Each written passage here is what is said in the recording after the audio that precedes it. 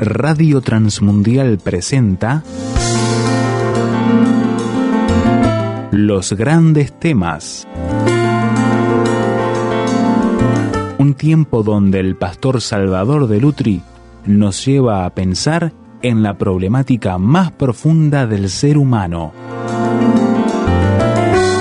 Los Grandes Temas. Capítulo 6 del libro de Josué, versículo 1. Ahora Jericó estaba cerrada, bien cerrada, a causa de los hijos de Israel. Nadie entraba ni salía. Mas Jehová dijo a Josué: mira, yo he entregado en tu mano a Jericó y a su rey con sus varones de guerra. Rodearéis pues la ciudad todos los hombres de guerra yendo alrededor de la ciudad una vez, y esto haréis durante 6 días. Y 7 sacerdotes llevarán 7 bocinas de cuernos de carnero delante del arca, y al 7º día daréis 7 vueltas a la ciudad, y los sacerdotes tocarán las bocinas. Y cuando toquen prolongadamente el cuerno de carnero, así que oigáis el sonido de la bocina, todo el pueblo gritará a gran voz, y el muro de la ciudad caerá. Entonces subirá el pueblo, cada uno derecho hacia adelante. Llamando pues Josué, hijo de Nun, a los sacerdotes, les dijo: llevad el arca del pacto, y 7 sacerdotes lleven bocinas de cuerno de carnero delante del arca de Jehová. Y dijo al pueblo: pasad y rodead la ciudad, y los que están armados pasarán delante del arca de Jehová. Versículo 15 de este mismo capítulo. Al 7º día se levantaron al despuntar el alba, y dieron vuelta a la ciudad de la misma manera 7 veces. Solamente este día dieron vuelta alrededor de ella 7 veces. Y cuando los sacerdotes tocaron las bocinas la 7ª vez, Josué dijo al pueblo: gritad, porque Jehová os ha entregado la ciudad. Y será la ciudad anatema a Jehová con todas las cosas que están en ella. Solamente Rahab la ramera vivirá, con todos los que estén en su casa con ella, por cuanto escondió a los mensajeros que enviamos. Pero vosotros guardaos del anatema, ni toquéis, ni toméis alguna cosa del anatema, no sea que hagáis anatema el campamento de Israel, y lo turbéis. Mas toda la plata y el oro y los utensilios de bronce y de hierro sean consagrados a Jehová, y entren en el tesoro de Jehová. Vamos a detenernos aquí en la lectura de la palabra de Dios. Estamos hablando estos días de cómo obtener una victoria espiritual en la vida. El tema de hoy es específico sobre este tema: cómo se puede tener una victoria espiritual. El cristiano está desafiado no por lo visible, sino por lo invisible. Uno lo acepte o no lo acepte, cada cristiano está en una lucha espiritual constante. Si uno acepta la lucha y lucha, obtiene la bendición. Si uno se queda de brazos cruzados, su vida va a ser una vida de embates, de amargura, de fracasos, porque a la lucha espiritual estamos todos convocados. El apóstol Pablo, cuando escribe en la carta a los Efesios, no hace ninguna excepción. No dice que algunos han sido convocados a la lucha espiritual. Él dice: no tenemos lucha contra sangre y carne, sino contra principados, potestades. Todo el mundo está involucrado en esta lucha. Todo cristiano, en alguna forma, tiene que enfrentarse con el enemigo. Tiene que hacerle frente al mal. Tiene que hacer frente a las fortalezas de maldad. Cada día, a cada momento, se presentan cosas en nuestra vida que tenemos que enfrentar. En esta historia que nosotros acabamos de leer, el desafío no era solamente visible, era también invisible. Pero podemos detenerlos en el desafío físico que tenía aquel pueblo. Estaba frente a una ciudad amurallada, la ciudad de Jericó. Allí había hombres adiestrados para la guerra. Los pueblos cananeos eran pueblos belicosos. Seguramente sobre los muros de la ciudad estaban colocados los arqueros. Los goznes sobre los que giraban las puertas habían sido reforzados, y detrás de las puertas estarían cruzados todos los tirantes de bronce para que la puerta no pudiera ser abierta. Es decir, ellos estaban ante un tremendo desafío que Dios ponía delante de ellos. Y entonces Dios le dice cuál es la estrategia. Ahora quiero señalar esto. La estrategia de Dios para conquistar eso no fue de ninguna manera una estrategia que tuviera que ver con la sabiduría humana o con el poder humano o con la inteligencia humana. Las luchas espirituales son luchas espirituales y necesitan estrategias espirituales. Usted no puede usar una estrategia humana, usted no puede usar un impulso humano, ni puede usar la sabiduría humana para una lucha espiritual. Las cosas espirituales se combaten con armas espirituales, se combaten con estrategias espirituales. Son fuerzas de Dios las que tienen que actuar. Y por eso Dios marcó a este pueblo, le marcó una estrategia que desde el punto de vista humano es absolutamente ridícula, una estrategia que es incomprensible desde el punto de vista del hombre, una estrategia que no tiene nada que ver con lo militar, una estrategia que no tiene nada que ver con la fuerza armada que ellos representaban, una estrategia que no tiene nada que ver con su inteligencia, pero Dios estaba tratando de darles una victoria espiritual. Ahora ustedes imagínense este campamento que estaba frente a la ciudad de Jericó, en Gilgal. Ese campamento tenía sus guerreros, tenía su gente armada, tenía sus sacerdotes, tenía su culto. Tienen que ir a conquistar aquella ciudad. Y entonces Dios convoca a todo este pueblo y le dicen, mire, la forma de conquistar esta ciudad es como sigue. Cada día se va a reunir el pueblo, van a abandonar todos el campamento donde ustedes están y van a dar una vuelta alrededor de la ciudad. Delante van a ir los guerreros, detrás van a ir 7 sacerdotes con sus trompetas haciéndolas sonar. Lo que ellos llevaban allí era un cuerno que es famoso todavía hoy en Israel, el shofar. El shofar es un cuerno de carnero muy largo, debe tener unos 60, 70 centímetros, que tiene un sonido muy grave, no es para nada agradable el sonido, pero llega muy lejos y se usa para la convocatoria religiosa del pueblo hasta el día de hoy, Una de las causas de roce que existe en Jerusalén entre judíos y árabes lo constituye justamente este cuerno, el shofar. Porque los árabes saben que cuando los judíos tocan el shofar están dando un toque de atención religiosa, de victoria.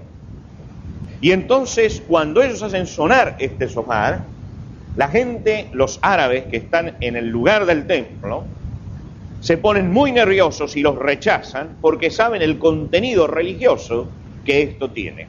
Que ellos están diciendo que quieren una victoria de Dios en lo religioso. Ahora, este ejército tenía 7 sacerdotes detrás de los guerreros que tenían 7 de estos cuernos y los hacían sonar. Y llevaban el arca de Dios, la presencia de Dios, y detrás todo el pueblo caminando. Ahora es notable lo que le dice Dios. Dice, mire, el pueblo tiene que salir. Saldrán los guerreros, los sacerdotes harán sonar este shofar, llevarán el arca, detrás irá todo el pueblo, pero nadie puede abrir la boca. Quiere decir que esos 2 millones de personas tenían que desplazarse en silencio. La ciudad de Jericó, cuyas ruinas quedan todavía hoy, era una ciudad de dimensiones no muy grandes. Con 2 millones de personas hacían el círculo completo varias veces a la ciudad. Pero ellos simplemente salían cada día del campamento y daban una vuelta alrededor de la ciudad haciendo sonar ese cuerno, haciendo sonar el shofar. La gente de la ciudad había cerrado las puertas y veía todos los días ese desfile silencioso de gente que daba vuelta y volvía. Al 7º día, Dios les dijo, van a dar 7 vueltas. Van a hacer sonar los cuernos y van a entrar a la ciudad porque los muros se van a caer. Y esta gente comenzó a rodear esa ciudad. Esto no es un sitio de una ciudad. Cuando se sitia una ciudad, la gente el sitiante no puede moverse del lugar. Está tratando de que la gente quede desabastecida. Se bloquea alrededor para que quede desabastecida. No era esto lo que hacía. Ellos daban una vuelta y volvían a un lugar determinado, a Gilgal, y armaban su campamento. Si los de Jericó querían salir, querían comprar sus cosas, ellos podían hacerlo. De ninguna manera ellos lo estaban sitiando desde el punto de vista humano. No iba a caer Jericó por hambre o por sed. Tampoco ellos estaban teniendo una actitud intimidatoria para con ellos. Cuando un ejército intimida, amenaza con las armas, grita, pero ellos no. Ellos silenciosamente tenían que dar vuelta y regresar. Dar vuelta y regresar. No les permitía a Dios ninguna actitud belicosa frente a los enemigos. Simplemente girar y dar vuelta. Ellos tenían guerreros. Había guerreros que iban delante, pero ninguno de ellos cumplía la función de guerrero. Simplemente ellos daban vuelta y regresaban. Por supuesto que este campamento, que esta ciudad de Jericó tenía su estrategia humana.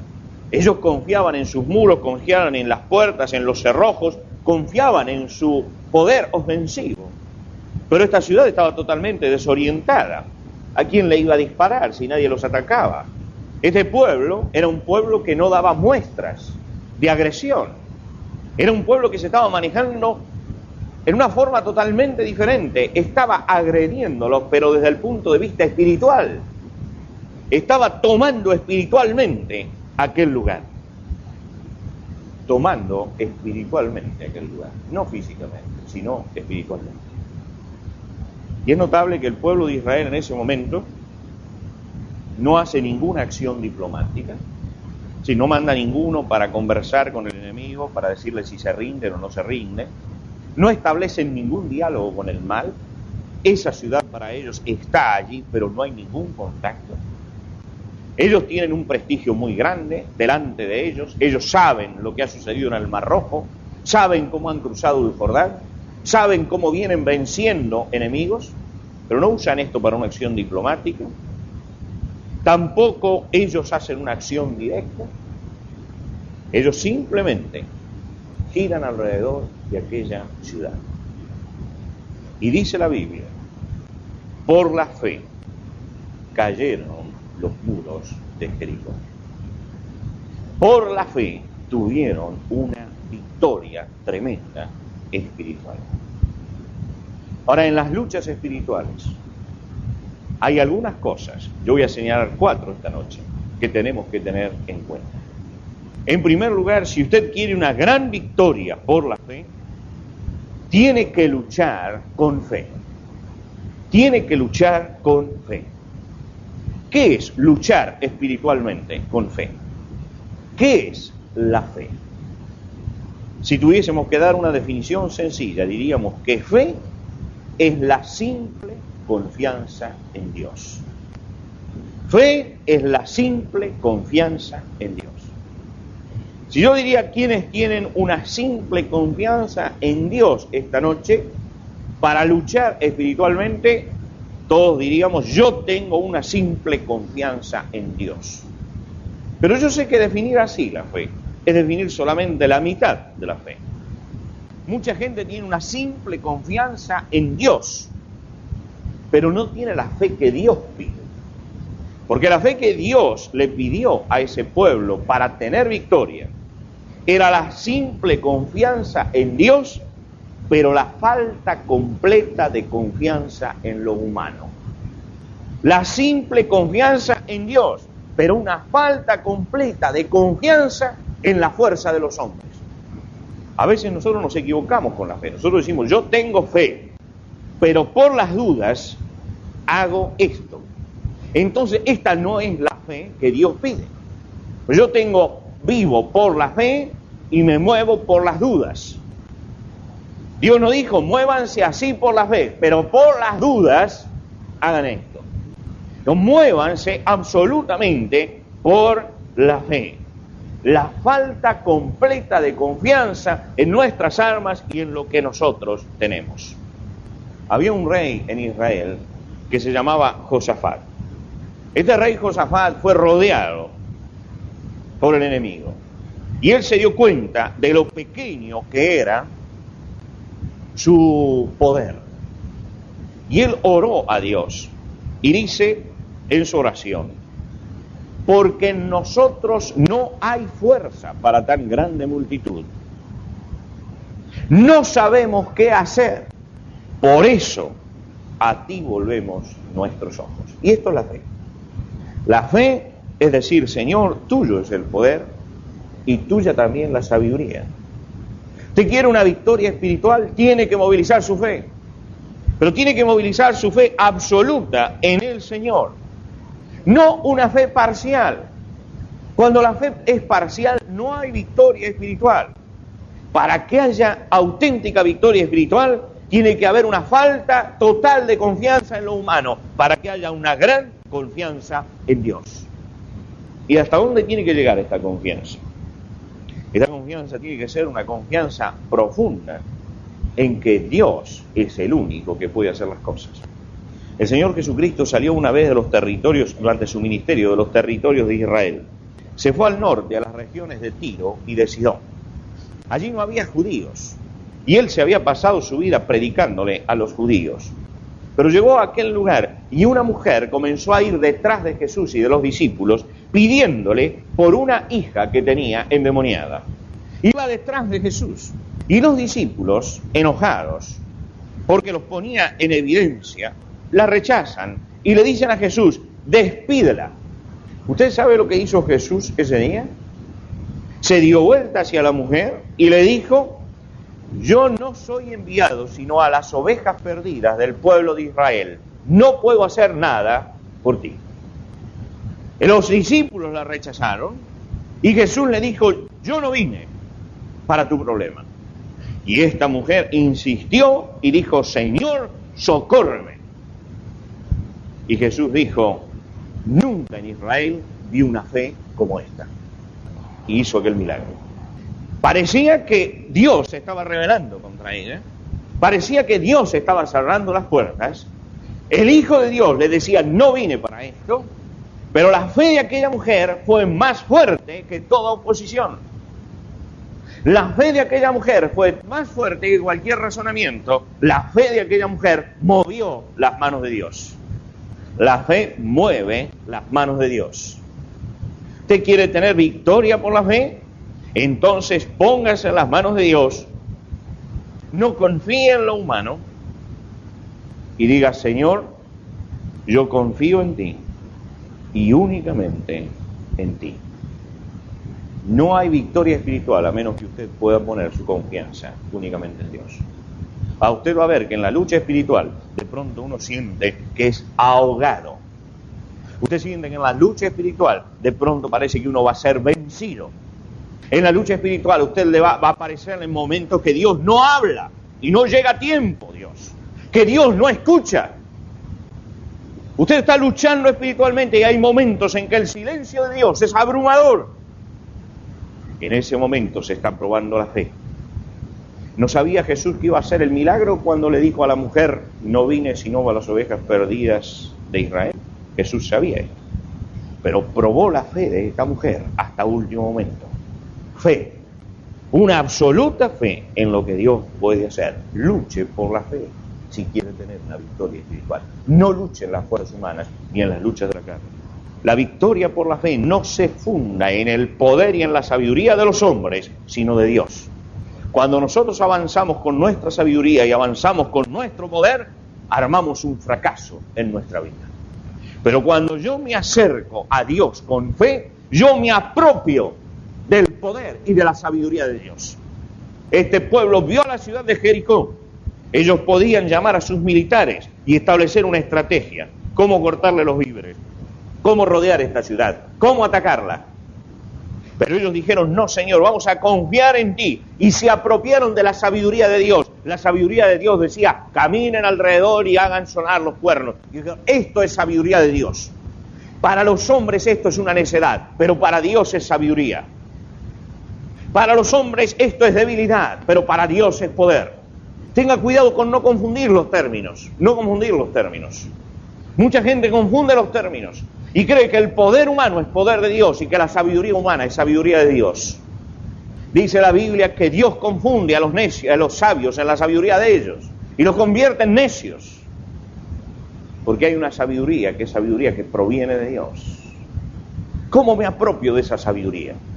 ¿Cómo yo puedo saber cuál es esa sabiduría? Me apropio únicamente por la fe.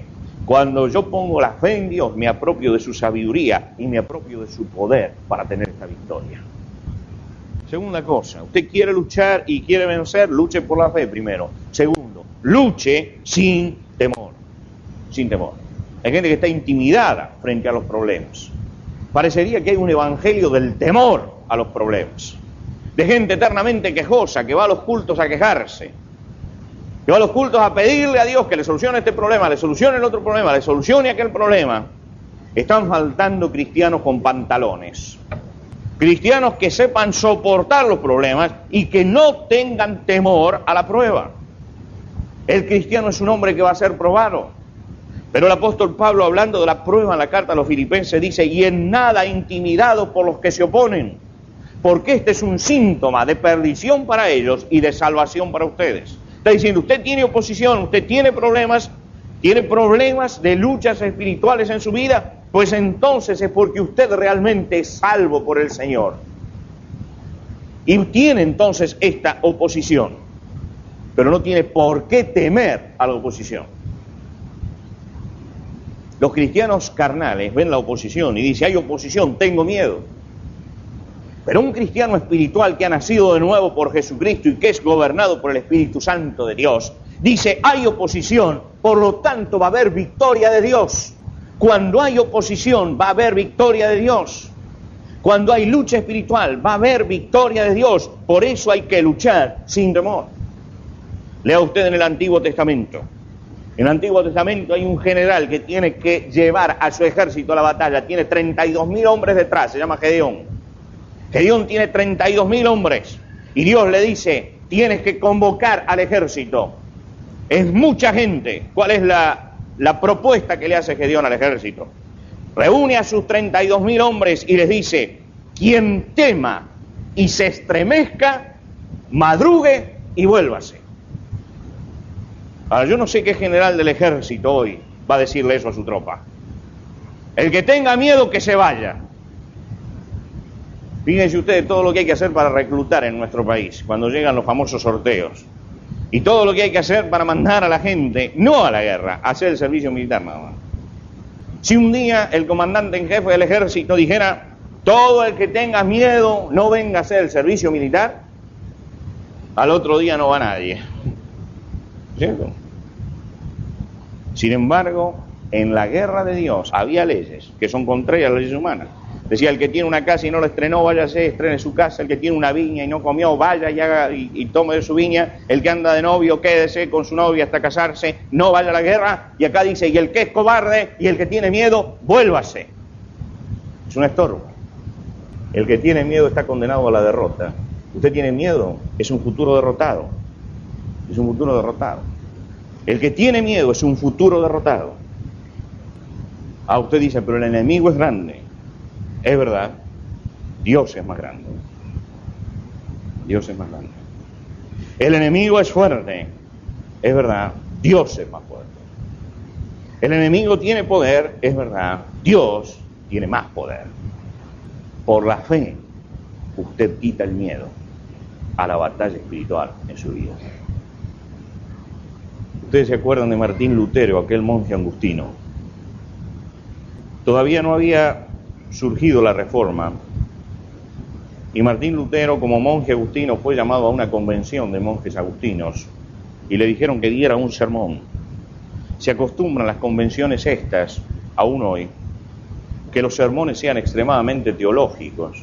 Es decir, se esperaba de un hombre que era profesor de Biblia, como era Martín Lutero, que diera una gran explicación acerca del hebreo y el griego del Nuevo Testamento, y que explicara todas estas cosas.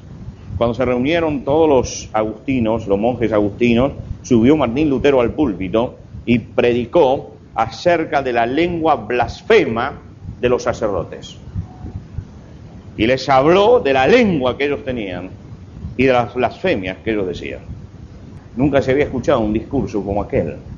Hasta tal punto esa gente fue conmovida por la valentía de este monje, que en vez de dar un discurso teológico les hablaba de ética y les hablaba de su lengua, que lo nombraron como rector de 13 parroquias, para que en alguna forma este hombre, con su agudeza de pensamiento y con su valentía, llevase adelante el trabajo espiritual en todos estos lugares. Cuando llegó la orden de dar indulgencia por los pecados, él se levantó contra toda autoridad que no fuera la autoridad de Dios y clavó las tesis en la puerta de su abadía. Por supuesto que lo primero que hicieron fue convocarlo a Roma como hereje. Él sabía, porque tenía un antecedente en Juan de Hus, que la convocatoria a Roma significaba la muerte, pero que él no podía negarse a ir. Iba ya a salir cuando el elector de Sajonia, su príncipe, le prohibió salir del territorio y dijo que era un protegido de él y que él no iba a salir de su territorio. Se postergó durante un año más o menos el juicio de aquel hombre. Y durante ese año Martín Lutero siguió escribiendo como un monje solo, amenazado de herejía, siguió escribiendo acerca de lo que Dios quería en cuanto a santidad de vida. Fue tan fuerte lo que él escribió que un día llegó a su ciudad una bula papal diciendo que quedaba excomulgado. Cuando llegó la bula papal, convocó Martín Lutero al pueblo, salió fuera de los muros de la ciudad y delante de todo el pueblo quemó la bula papal y dijo: no creo en papas ni en concilios, pertenezco a la Iglesia de Dios. Era un monje solo que estaba haciendo eso. Carlos V, el emperador en cuyo imperio no se ponía el sol, quiso tomar cartas en el asunto y se trasladó a Worms, llamó a los delegados papales y hizo comparecer a Martín Lutero. El príncipe de Sajonia le dio un salvoconducto, un papelito, diciendo que nadie lo podía tocar hasta que él explicara en la dieta de Worms qué era lo que él pensaba. Él fue a aquel lugar solo, iba en su carro, llegando a Worms y sabiendo que allí estaban todos sus enemigos. El pueblo salía a las calles y le decían: Martín, no vayas, no vayas, no vayas, no vas a salir vivo. Y este monje siguió hasta que al bajar una colina vio la ciudad de Worms. Bajó de su carro, miró a la ciudad de lejos y comenzó a cantar. Y cantaba una de las canciones que él había compuesto y que le había enseñado a su pueblo. La canción decía y dice: castillo fuerte es nuestro Dios, defensa y fiel escudo, con su poder nos librará en este trance agudo. Él creía que contra toda corrupción un hombre podía, si Dios estaba con él. Cuando se acercó y se reunió el gobierno civil y el gobierno religioso y le pidieron, le mostraron sus escritos y le preguntaron si él había escrito eso, él dijo: todo eso lo escribí yo. Le dijeron: tiene 24 horas para retractarse. Lo encerraron en una pieza al lado de donde estaba toda esta gente reunida y 24 horas después lo fueron a buscar. Cuando Martín Lutero entraba a aquel lugar, el general Freusburg, un hombre fogueado en cientos de batallas, lo paró en la puerta y le dijo: Lutero, esta lucha suya es más sangrienta que todas las luchas que yo he hecho en mi vida. Y Lutero se paró porque él entendía que esto era una lucha espiritual y dijo: esto lo escribí yo. Si alguien me refuta con la palabra de Dios lo que yo he dicho, me retracto. Pero no creo en la autoridad de los papas y los concilios porque se han contradicho muchas veces. Creo en lo que Dios dice. Si no me lo demuestran por el sano razonamiento y por la escritura, no me retracto. La gente se quedó helada. Era un monje contra Carlos V, el emperador, todos los gobernadores, todos los representantes papales, todos los ejércitos de Europa, el monje solo.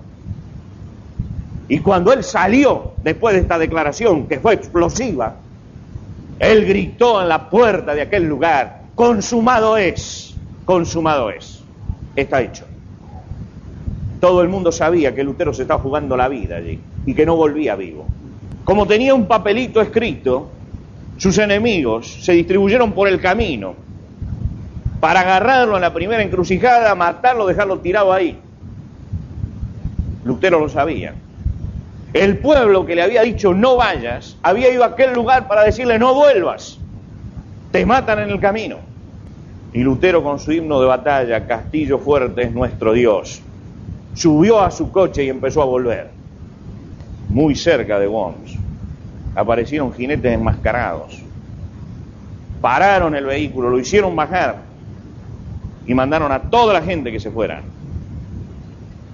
Aquella gente amenazada con armas tuvo que dejar a Lutero en aquel lugar y volvió para decir: lo mataron a Martín Lutero, lo mataron. Lo que no sabía aquella gente era que esos enmascarados que lo habían tomado a la salida de la ciudad de Worms eran los propios amigos de Martín Lutero, que habían dado un golpe de mano para sacarlo del medio. Lo llevaron a un castillo, lo encerraron allí, le hicieron crecer la barba, se llamaba el Caballero Jorge Martín Lutero en ese lugar, solo. Alberto Durero, el famoso pintor, fue cuando dijo aquella frase que quedó escrita en la historia. Dijo: si han matado a Martín Lutero, ¿quién va a defender la palabra de Dios ahora? ¿Quién? Martín Lutero escribía, mientras tanto. Al poco tiempo la gente leyendo dice: esto lo puede escribir solamente un hombre. Martín Lutero está vivo, en algún lado está vivo. Es notable que mucha gente que lo conocía había estado con él y había cambiado tanto su aspecto, con la barba, con el traje seglar, que no se daban cuenta que era Martín Lutero. Y había llegado a ser famoso este caballero Jorge en ese castillo, que todas las noches escribía. 3 años estuvo allí. Allí tradujo la Biblia al alemán y le dio la Biblia al pueblo. Era un hombre solo, que luchaba sin temor y luchaba por la fe, y que creía que Castillo fuerte es nuestro Dios defensa y fiel escudo, y que no hay poder humano que pueda contra la presencia de Dios. Yo cuando veo tantos cristianos claudicantes, tantos infantes espirituales y tantos débiles en la fe, miro el ejemplo de este hombre que se puso los pantalones en la historia y sin mover una sola arma le cambió el rostro al mundo abriendo la palabra de Dios. Pero se atrevió a luchar, se atrevió a dar batalla, se atrevió a desafiar al mundo con la palabra de Dios abierta. Se atrevió. Un hombre que no tuvo miedo. Usted tiene miedo, pierde. Usted tiene miedo, pierde. Cuando usted más avance, más problemas va a tener, más amenazas va a tener. Yo le digo, cuando usted tenga miedo, pierde. La primera vez que yo recibí una amenaza de muerte por teléfono en la radio, usted levanta y escucha que lo amenazan de muerte, usted sabe que está definiendo una gran batalla espiritual. Si usted tiembla en ese momento, pierde para siempre. Pierde para siempre.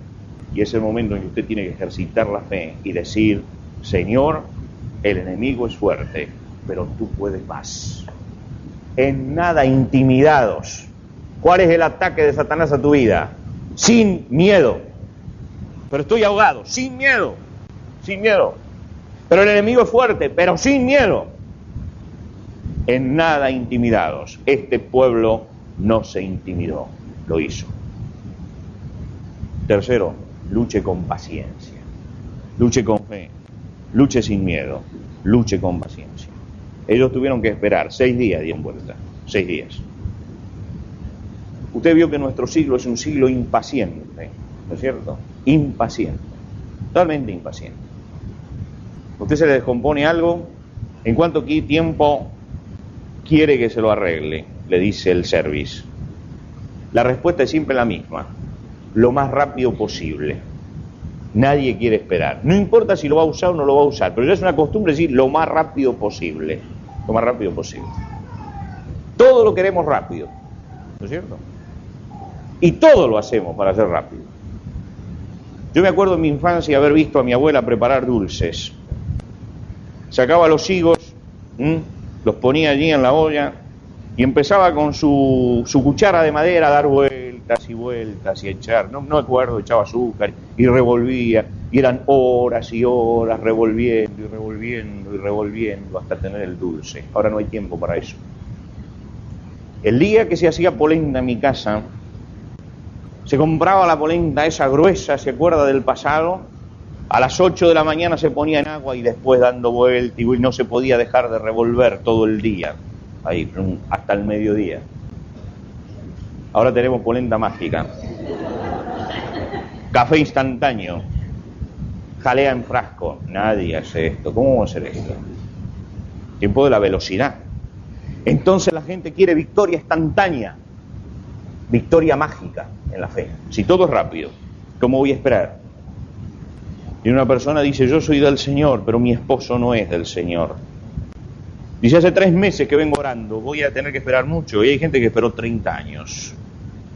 30 años. ¿Tiene paciencia usted? Tenga paciencia. Paciencia. La impaciencia hizo que Saúl perdiera un reino. En Gilgal Samuel le dijo, esperá 7 días. Él esperó hasta el 7º día. Como Samuel no venía, entonces él tomó el oficio sacerdotal, hizo un sacrificio. Llegó Samuel, le dijo, sos un loco, perdiste todo. La impaciencia, cuidado con la impaciencia, ¿eh? Como Moisés no bajaba del monte, se pusieron impacientes los israelitas, hicieron un becerro de oro y no se murió Moisés. Hagamos nosotros nuestra religión. Perdieron, el impaciente pierde. Hay un montón de gente que se ha olvidado de aquella frase con que empieza David el Salmo 40, pacientemente esperé en Jehová, pacientemente. ¿Tiene paciencia usted? ¿No tiene paciencia? Dios le va a dar paciencia. Dios le va a dar paciencia. ¿Sabe cómo? Dios da paciencia haciéndolo esperar. Ya yo soy muy impaciente. Pues cuanto más impaciente, más va a tener que esperar. Tiene que ejercitar su paciencia. Paciencia. La carta a los Hebreos dice, corramos con paciencia la carrera que tenemos por delante. Luche por la fe. Luche sin miedo. Luche con paciencia. Con paciencia. Los muros de Jericó no se cayeron el primer día. 7 días salió el pueblo. Dios tiene su tiempo. Su tiempo no es nuestro tiempo. Yo quiero las cosas rápidas.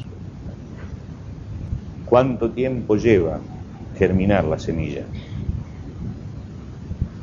¿Cuánto tiempo lleva que esa semilla dé otra semilla? Son los tiempos de Dios. Hay poca gente que se dedica a la jardinería hoy porque lleva tiempo. No porque lleva tiempo en el trabajo, porque entre que sembré la semilla y veo la planta, lleva tiempo. Paciencia. Todo lo que es de Dios necesita paciencia. Dios no está en la onda de lo instantáneo. Dios está en el tiempo y en la paciencia. Cuarto y último. Luche con fe. Luche sin miedo. Luche con paciencia. Luche para la gloria de Dios. Luche para la gloria de Dios. Les dijo Dios, van a entrar, se van a caer los muros, pero no van a sacar nada para ustedes. Nada. No pueden decir, esto lo conquisté yo, esto es fruto de mi esfuerzo. Todo lo que ustedes puedan sacar en metálico es de Dios. La gloria es de Dios. Dice David en el Salmo 29, dad al Señor la gloria y el poder. Dad al Señor la gloria debida a su nombre. Hay mucha gente que lucha con fe, que lucha sin temor, que lucha con paciencia y fracasa, porque no sabe darle la gloria a Dios en su vida. Dios es celoso de su gloria. Si Él pone la sabiduría y Él pone la fuerza, no va a permitir que nadie se lleve su gloria. Por eso Jesús enseñó en la oración, tuyo es el reino y el poder y la gloria. Y la gloria. Sáquele usted la gloria a Dios. Tómela como gloria propia y va a tener el más rotundo fracaso en su vida. Quiero decirle que en las luchas, la experiencia en las luchas espirituales en la historia de la iglesia y en la historia presente, demuestra que los que más han fracasado, y el punto más débil de estos 4 que hemos mencionado, es este último. El hombre alcanza a tener fe, alcanza a tener paciencia, alcanza a vencer el temor, pero cuando llega el momento de la victoria quiere llevarse la gloria. Y cuando el hombre quiere llevarse la gloria, Dios lo pone en la derrota más grande. Tuyo es el reino y el poder y el gloria. ¿Usted está dispuesto a darle la gloria a Dios? A no decir, esto lo conquisté yo. Por la fe cayeron los muros de Jericó. Al 7º día obedecieron ellos, llegaron al final, pusieron toda su fe, ejercitaron su paciencia, echaron fuera su temor, buscaron la gloria de Dios y después de hacer todo esto,